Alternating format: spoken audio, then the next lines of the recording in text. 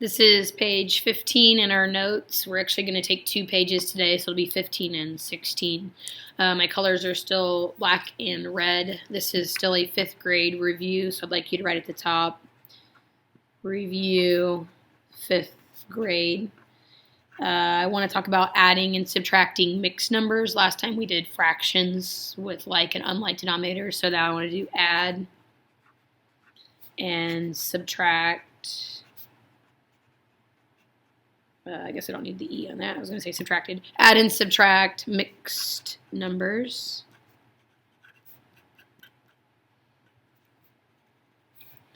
So we'll do add on this page, and then we'll work on subtract on the next page. So when adding mixed numbers, I'm going to write them where the mixed number, the 15, is the whole number, and then the 5, 6 will be written like that, where I trace the blue line, and then I want to skip a line here, and then I'm going to be adding 3 1/2. So I'm going to put the 3 as the large number and the 1/2 like that. So when adding mixed numbers, I kind of like to add them going down, up and down, as opposed to across.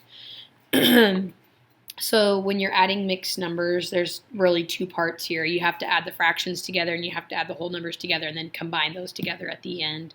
Some people like to add the whole numbers immediately. Some people do that at the end. So can we add fractions together if we're just looking at the fractions if they don't have the same denominator? No, you cannot. So I'm going to change colors. If I'm looking at just the 1/2, can I make it a denominator out of 6 so that it would be similar to up here? Yes, I can. So I would take it times 3, take the top by 3. So then I've made 1/2 3 6. Can I add 3 6 and 5 6 together if I'm adding them?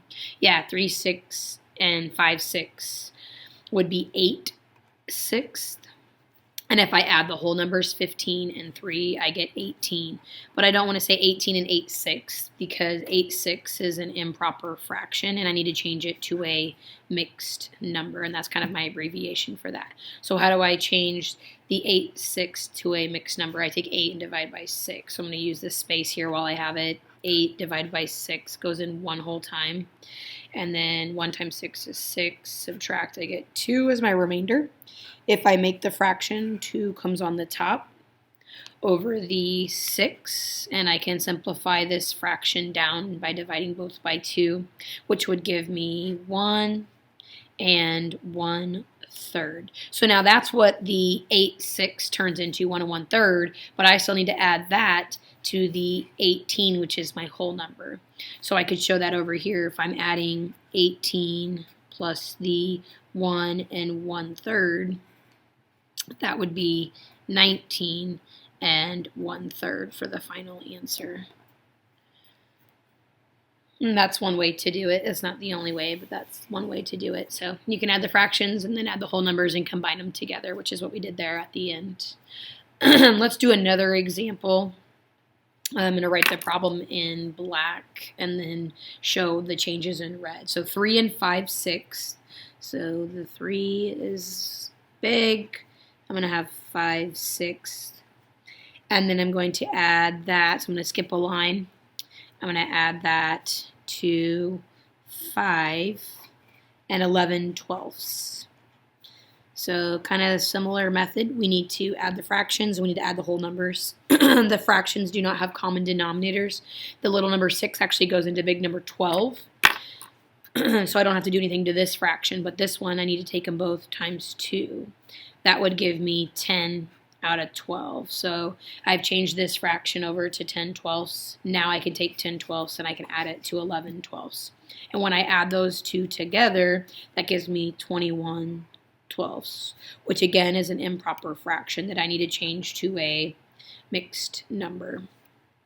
If I add the 3 and the 5 together, my whole number is 8. So I need to add these together, but I'm going to change 21/12 first. 21 divided by 12. 12 would go in one whole time. I get 12. And when I subtract or count up from 12 to 21, I get 9. Circle that as my remainder. Draw the fraction. 9 goes up to the top over what we're dividing by 12. Can this fraction be simplified? Yes. You can divide them both by 3. And the new fraction would be 1 and 3/4. Now remember I have to add the 1 3/4 to the 8. So I'm going to do that right over here. If I combine them together here, I've got 8 plus the 1 3/4. So 3/4 is there. I should probably wrote that a little bigger. And then 8 plus 1 is 9. So 9 3/4. Couple steps with adding mixed numbers. You have to add the fractions and add the whole numbers and then combine those two together. So essentially at the end we combine the 1 3/4 with our 8. And the problem before that, what did we have to combine together? We had to combine our 18 over here with our 1 1/3. So there's your notes to help you with adding mixed numbers. We're going to turn the page and we're actually going to continue on with our notes on page 16.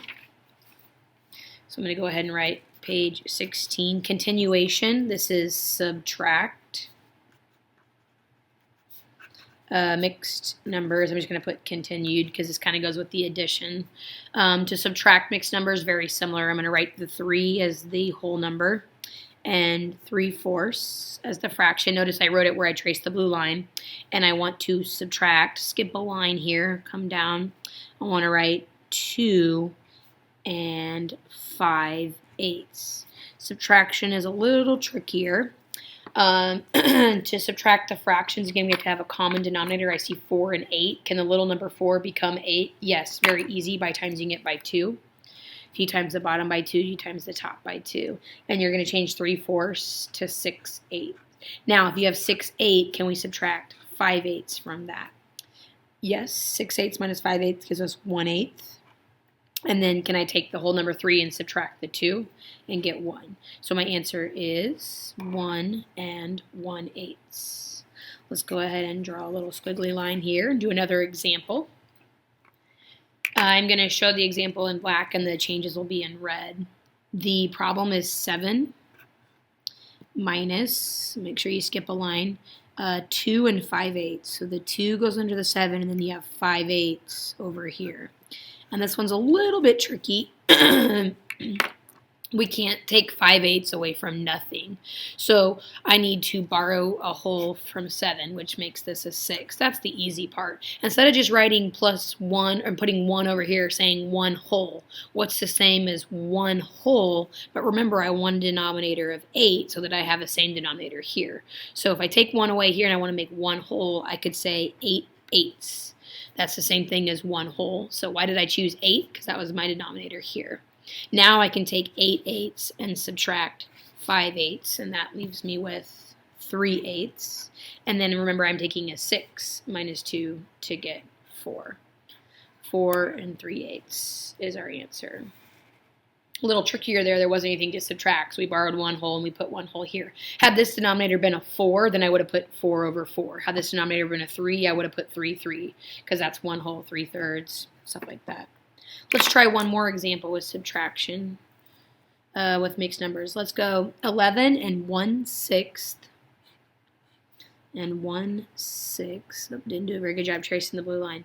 And then I want to subtract, so skip a line, come down 5 2/3. So you're looking 1/6 minus 2/3. I can't do that. They're different denominators. So I could make the 2/3. I could easily make the 3 a 6 to match that. So I'm going to change to red. If I double it, then I double this one. So instead of 2/3, I would have 4/6. The problem with this is that they're both 6s, but I can't take 4/6 away if I only have 1 6, so I have to borrow up here.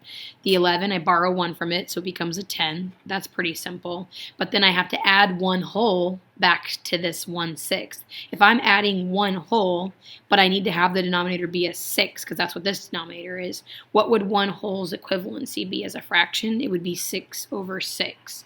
Had this denominator been a 4, then I would have put 4/4. If it would have been a 3, I would have put 3/3. So I borrowed 1 whole. I added 1 whole back right here to this. Now 1/6 plus 6/6 gives me 7/6, which seems kind of weird because that's improper. But if I have 7/6, now I can subtract 4/6 from that, which leaves me with 3/6. And a lot of people see this and know immediately that is not simplest form because 3 is half of 6. Dividing them both by 3, and I actually get 1/2 as my fraction. If I take the 10 and subtract the 5, my whole number is 5. So my final answer, you make sure you have the 5, and then you combine it with the 1/2. My final answer would be 5 and 1/2.